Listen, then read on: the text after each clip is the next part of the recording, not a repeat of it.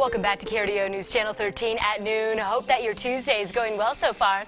Here's a live view from our Greater Woodland Park Chamber of Commerce and Visitor Center Neighborhood Weather Network camera, where we've got good visibility, very dry conditions, warm temperatures as well. Right now we're in the upper 50s. Keep in mind that those wind speeds have been kicking up, and when you combine that with our dry fuels, low relative humidity, that's been enhancing fire danger today. We'll get to more of that momentarily.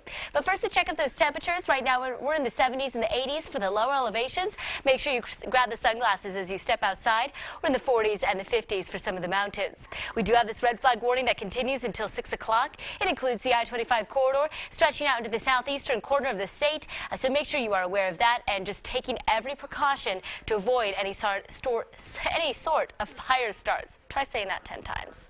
Live HD Doppler radar is indicating dry conditions right now, and we're going to stay dry for the lower elevations as we go throughout the afternoon into tonight. It's going to be the mountains, though, that will start to see a rain and snow mix later this afternoon and into tonight. Right around 6 o'clock, those temperatures are expected to range in the 50s and the 60s. So this evening, and make sure to keep the light jacket handy. Here's a look at how some of those showers for some of the mountains play out. We pause the clock at 6 p.m. During this time, you see some increasing clouds and some snow, especially for some of the San Juans. By tomorrow morning, for areas along the Continental Divide, especially for the San Juans, we could see anywhere between 2 to 6 inches of snow accumulation. And people, that's only the beginning. We're going to see continued snow as we go throughout your Wednesday and into your Thursday. So make sure that you stay weather aware and stick with us, especially if you're traveling. Those areas really, driving conditions will quickly deteriorate.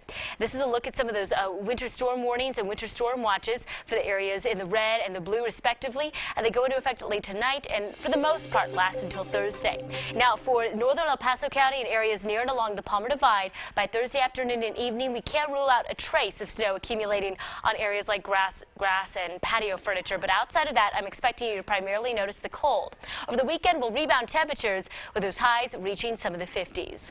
Upper 60s for Pueblo tomorrow, and on Thursday, we keep in the chance for some showers. But Pueblo, you'll mostly notice those cooler temperatures. Will only be in the low 50s. This weekend, we'll soar to some of the low to mid 60s Sunday and Monday with a mixture of sunshine and clouds, fitting in all sorts of seasons in just the span of 1 week. 64 tomorrow for Canyon City, and we do have the possibility for a spotty shower in the afternoon. More showers are expected on Thursday with temperatures dropping to the upper 40s. Warming temperatures are anticipated over the weekend and into the start of next work week.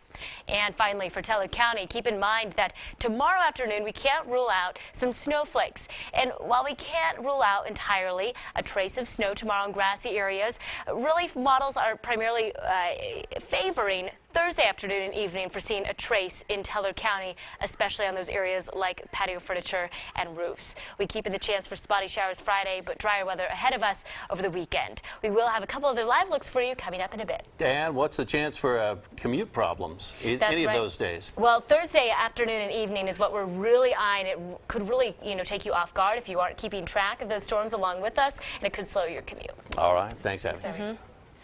Taking a day off from the gym can sometimes derail your